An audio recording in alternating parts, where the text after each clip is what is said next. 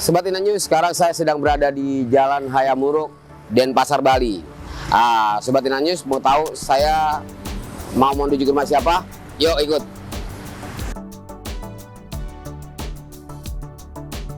Sobat Ina News, sekarang saya sedang berada di seorang pengusaha muda, putra daerah asli Putra Bali, yaitu Aji Krishna Bali. Ini usaha-usaha atau bisnis yang dijalankan sama Aji Krishna Bali. Keren. Ini pengusaha muda yang patut menjadi contoh untuk Sobat Ina News yang pengen menjadi seorang entrepreneur.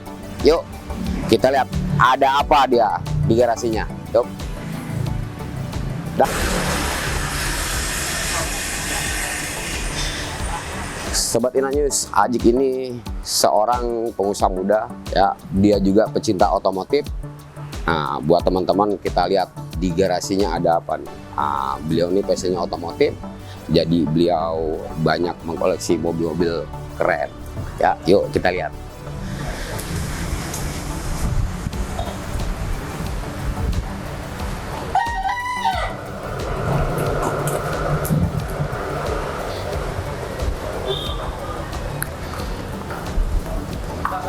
Wow, keren Sobat Ina News, lihat.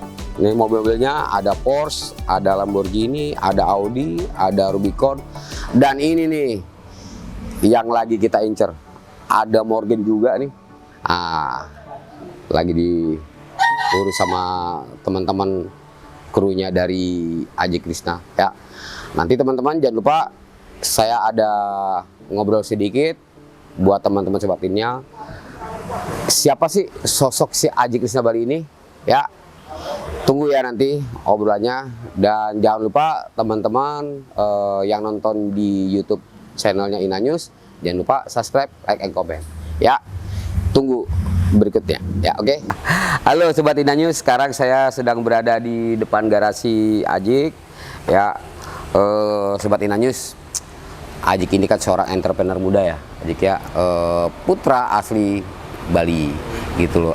Teman-teman, yuk ikuti obrolan saya dengan Aji Krishna. Oke, saya dari Ina News, saya Sony Yulisman. Sekarang saya sedang duduk santai ngobrol sama Aji Krishna Bali di depan garasi. Terima kasih Ajik sudah menerima saya datang di Jakarta, bisa berkunjung, lihat Ajik dalam keadaan sehat, ya. Senang kawan-kawan, Ajik sehat, saya juga sehat. Semoga teman-teman juga sehat semua. Teman-teman jangan lupa jaga protokol kesehatan, ya. Saya sebelum ke Bali tentu sudah antigen, Ajik juga antigen. Kita semua prokes, ya, biar semua teman-teman sehat, ya. Yuk kita ikuti obrolannya. Ajik ini kan seorang entrepreneur, ya, entrepreneur muda, ya kan, sukses di Bali, gitu kan.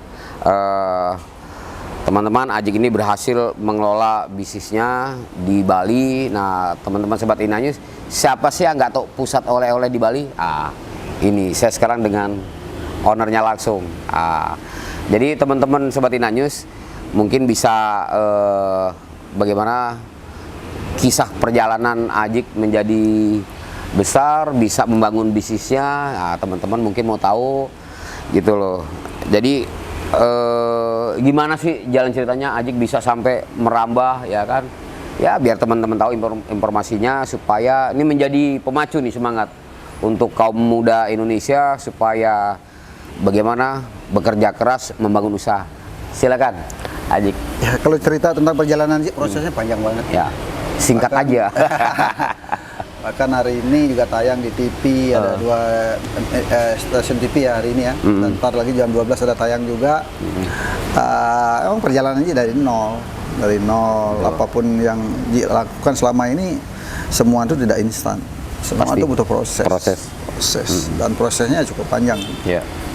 Penuh perjuangan lah, berdarah-darah lah, ya. Iya, karena Ajik kelahiran dari Bali Utara. Bali Utara tuh kalau dari sini tuh 3 jam. Bali Utara Lovina? Lovina. Oh. Itu kalau perjalanan dari sini ke Bali Utara 3 jam. Dan Ji adalah kelahiran dari kelahiran dari keluarga yang sangat tidak mampu, betul-betul miskin. betul-betul sangat miskin keluarganya. Bahkan di kampungnya aja ya, di desanya aja deh. Satu-satunya orang termiskin di desanya Ji adalah Ji. Oh. Buat makannya masih susah waktu itu. Dan Ji itu dari kecil memang sudah kerja serabutan. Dari SD Ji udah cari uang sendiri. Habis bantu orang tua, begitu ada waktu, kita siangnya itu atau pas libur kita cari pekerjaan tambahan. Ya buat untuk kebutuhan sendiri ya. Dan makanya akhirnya Ji jarang sekolah. Jarang sekolah karena kan saking susahnya ekonomi kita. Ya buat sekolah aja butuh uang saku kan. Dan setiap hari itu jalan kaki 3 kilo. Pulang pergi setiap hari itu jalan kaki 2,5 kilo, pulang pergi 5 kilo. Bayangkan 3 tahun loh. Sekolah SMP itu 3 tahun kita jalan kaki. Berarti per hari 5 kilo dikali aja sekarang. Iya, dikali berapa? Susah ya. Singkat cerita, karena keterbatasan ekonomi orang tuanya Ji nggak bisa melanjutkan sekolah. Nah, disitulah tanpa seizin orang tua, Ji meninggalkan kampung halaman. Kabur lah. Merantau ke sini, Denpasar. Kita kabur dari orang tua tanpa seizin orang tua, sesampai di sini. Itu kira-kira tahun berapa ya, Dik? Nggak ingat tahunnya lah. Kadang-kadang ada pertanyaan juga. Ajik, ada nggak buku biografinya? Ada nggak foto-foto yang lama gitu, buat dokumentasi, buat histori atau apa? Berarti kalau ada, saya udah kalau ada foto-foto yang lama, berarti kan saya kaya dong hidup saya waktu itu. Kan gitu ya? Iya betul. Itu nggak ada sama sekali gitu. Tapi kalau diingat tahun berapa saya nggak tahu. Yang jelas kalau diingat-ingat sedih lagi nanti. Iya. Benar-benar penuh perjuangan lah ya. Wah luar biasa. Luar biasa. Itu sampai di sini kita berpikir siang ini kita butuh makan. Kalau saya lewat jalan raya ini nggak mungkin dapat makan. Ya artinya kita memutuskan menelusuri sepanjang sungai.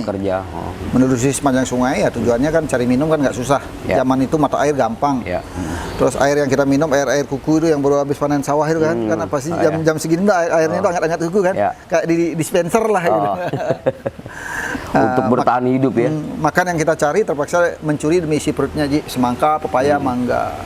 Itulah cerita. Sampai sini sorenya itu saya berpikir ya sekarang saya harus nih tinggal di mana ini gitu. Nah kebetulan perjalanan kurang lebih 5 kilo tembus di daerah Sanur. Iya, daerah Sanur kan ada beberapa hotel melati di situ. Nah disitulah izin sama security, minta izin pada security untuk tinggal di sana. Dan diizinkan tinggal di pos security. Iya, begitu. Nah terus usaha yang paling awal Aji kerjakan, yang paling awal pertama jenis usahanya itu. Sebetulnya gini, Ji nggak pernah berpikir, nggak pernah bermimpi atau apalah. Semua itu mengalir saja. Begitu saya merantau di sini, jadi tukang cuci mobil. Setelah itu kita selesai jadi pegawai atas inisiatif sendiri. Setelah itu kita kerja di konveksi. Setelah kerja di konveksi, nah mulailah buka konveksi. Cikal bakal pertamanya ya konveksi. Dari konveksi. Iya. Nah itu tuh dapat pelajaran dari ownernya Ji, bosnya Ji. Karena kebetulan bosnya Ji namanya Pak Sidata sangat baik. Dia sekaligus adalah orang tua angkatnya Ji sekarang. Tanpa beliau saya nggak mungkin bisa seperti ini. Akhirnya kita merintis pertama usaha adalah cok konveksi. Konveksi di tahun 90 sampai 94 kerjasama sama Pak Sidata, sama bosnya Ji. Tahun 94 baru benar-benar pisah. Mandiri lah, mulai membangun usaha mandiri lah. Ya 94 betul-betul mandiri. Itu prosesnya cukup panjang juga. Nah, ini yang perlu teman-teman Sobat Ines tahu ya, ini kan kalau kita ke Bali itu ada anekdot lah buat teman-teman. Kalau belum ke pusat oleh-oleh ke Bali ya belum ke Bali. Karena ada kan ngomong gitu ya di kantor. Nah sekarang awal mulanya berdiri pusat oleh-oleh Krisna ini. Nah kita kan punya konveksi, itu kan prosesnya 6 tahun. Nah tahun 2000 saya sepakat sama istri, yuk kita ekspansi yuk. Kira-kira buat apa gitu. Nah kita survei lah oleh-oleh yang ada di Bali, pasar seni yang ada di Bali. Nah selama 2 bulan kita survei, ternyata dimanapun oleh-oleh penjualan paling laku baju kaos. Loh, kalau nyambung dengan topik tadi ya. Iya. Kalau yang di oleh-oleh penjualan paling laku baju kaos, kenapa nggak kita aja buat oleh-oleh? Iya. Kita buat oleh-oleh karena kita produksi kaos sendiri. Kalaupun kewalahan kita punya Pak Sidata. Betul.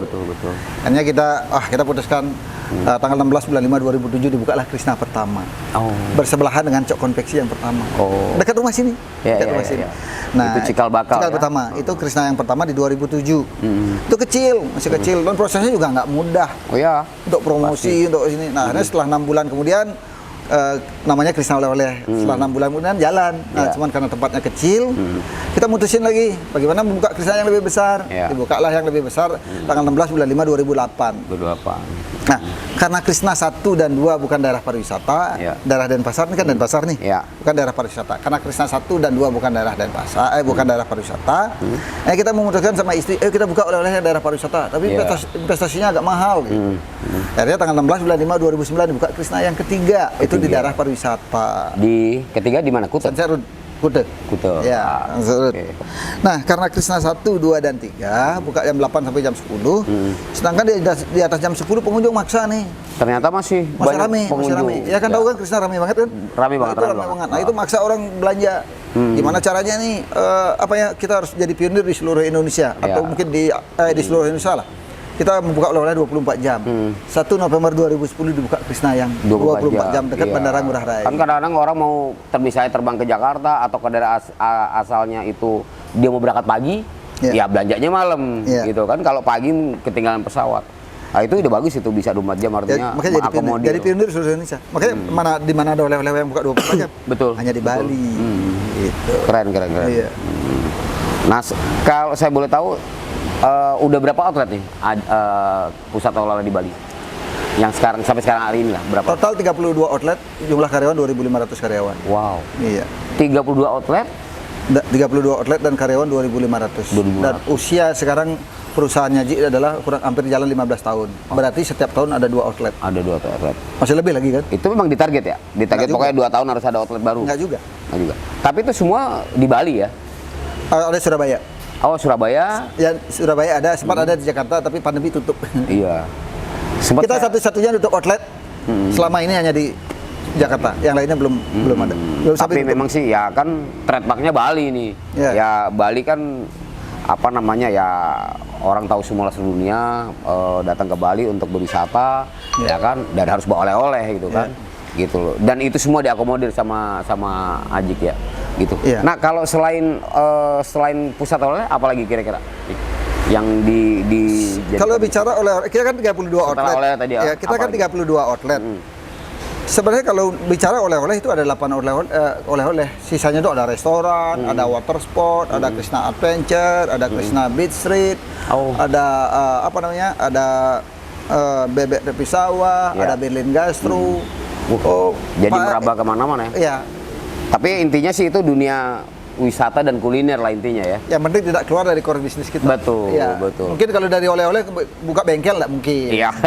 Itu keluar jauh itu. Oke, itu Sobat Inanyus ya.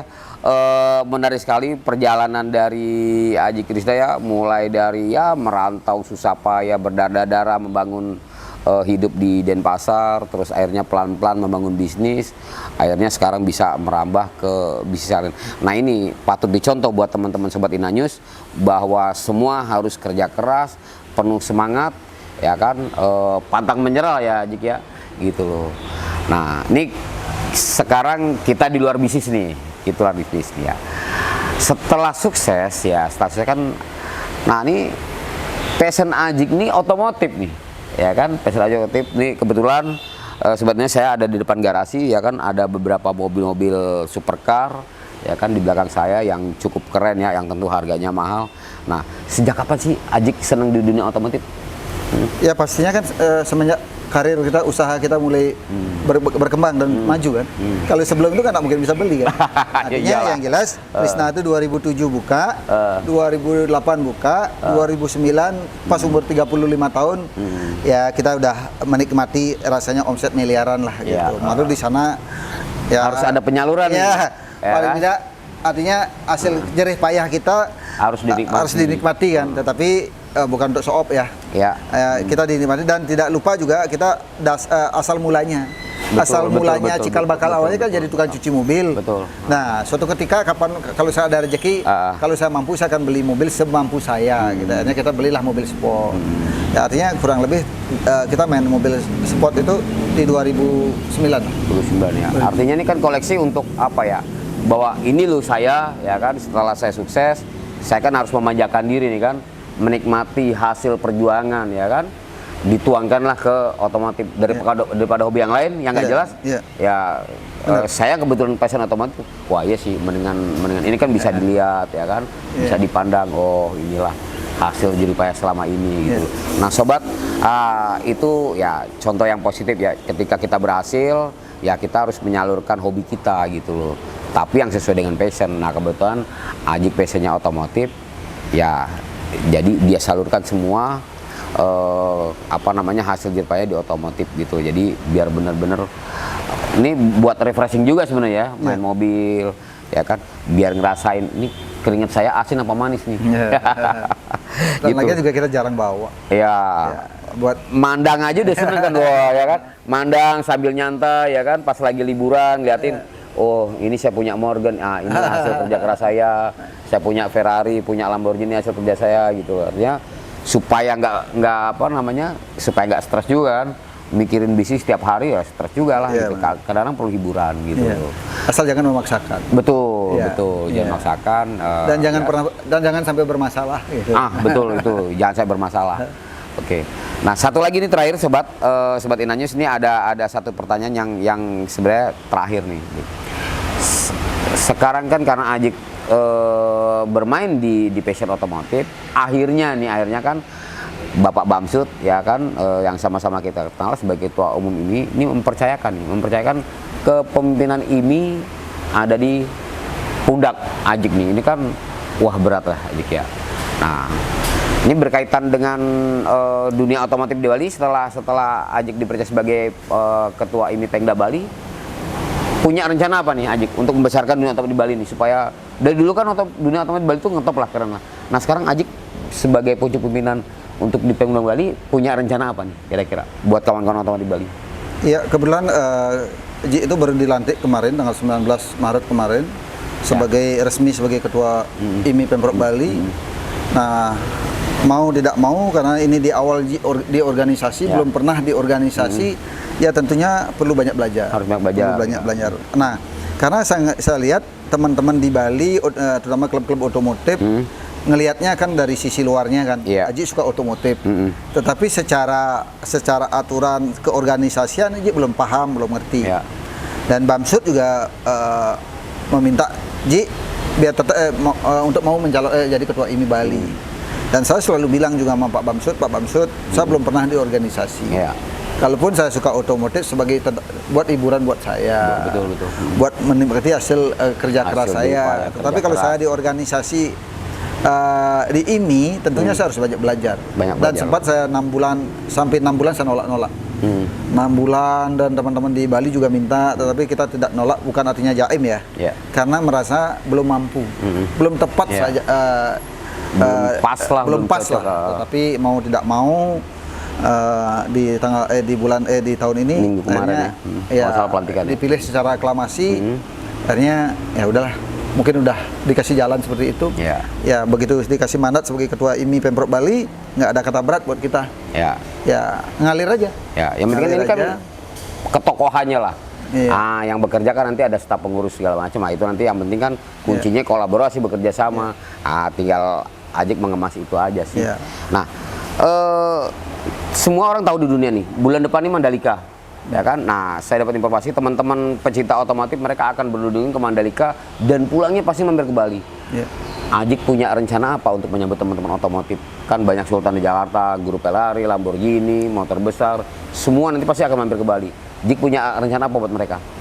Saya nggak berpikir begitu saya dilantik, sebelum dilantik pun ya, begitu baru resmi di Musprov ya, Musprov ini begitu apalagi mau dilantik, saya lihat otomotif di Bali sangat langsung menggeliat kan, langsung menggeliat. Dan Ji juga nggak habis pikir ini begitu Maret ini banyak sekali teman-teman yang buat event di Bali. Nah tanggal 12 ini teman-teman anak lang dari Jakarta kurang lebih 250 motor ke Bali. Kita yang nyambut, kita yang jamu. Dan bulan 5 kita ada napak tilas Morgan, kurang lebih 30 Morgan. Nah itu kita udah dikasih tahu bocoran kemarin.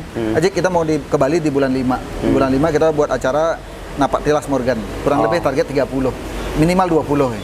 Nah kebetulan juga kemarin baru habis dari Jakarta, kita jam 4 di sini meeting dengan anak-anak Vespa. Kemarin ya? Kemarin ada anak-anak Vespa, terus ada anak dari Mini Cooper, ada Camper Van juga. Itu ada 3 grup kemarin kita kumpulin jadi satu. Dia acaranya itu pokoknya di tahun ini ya, dari Maret sampai Desember penuh. Oh, padat ya. Pokoknya dari Maret ini acara mata elang, terus ada acara Vespa, terus ada acara Camper Van. Terus di bulan 5 lanjut nyambung acara Morgan. Terus setelah itu lanjut nyambung acara Mini Cooper. Dan kita terakhir nanti kita selama kepemimpinan Ji, dimulai bulan Maret ini kita akan berkunjung ke silaturahmi ke kurir-kurir masing-masing kabupaten, kurang lebih ada 8 kabupaten, satu kota Madia. Dan di target akhir tahun kita akan mengadakan Jambore IMI secara nasional. Keren. Oke, sobat, itu obrolan kita ya sedikit dengan Ajik, dan saya lihat sih memang ada pengaruhnya begitu ketua IMI umum dipegang sama Bamsud. Itu semua event otomotif jadi menggeliat lah ya. Dan sekarang juga Pemda Bali dipegang sama Ajik juga mudah-mudahan ikut menggeliat lah. Artinya itu kan suatu yang luar biasa lah buat perkembangan otomotif Indonesia. Jadi ya kita berharap ini semua berjalan lancar, ya kan. Ajik juga bisa menyambut teman-teman yang pulang dari Mandalika itu, jadi mereka wah happy lah di Bali kan, karena ini kan dunia pariwisata sedang terpuruk nih dengan adanya Mandalika. Nanti mudah-mudahan dengan pengkondisian dari Ajik semua jadi ya menggeliat lah dunia pariwisata di Bali ini ya. Amin. Jadi itu teman-teman obrolan singkat saya dengan Ajik, pemilik pusat oleh-oleh Isna Bali. Ya, jadi teman-teman, ini baru obrolan seputar bisnis personalnya Ajik. Nah, untuk tayangan berikutnya nanti ada review per unit, ya. Nanti ada tim Inanis lagi akan datang ke Bali. Jadi teman-teman, sampai ketemu lagi. Bye bye, see you. Oke, makasih Pak Ajik. Siap. Ya. Sukses. Sukses. Inanews. Makasih, sukses ya. Oke.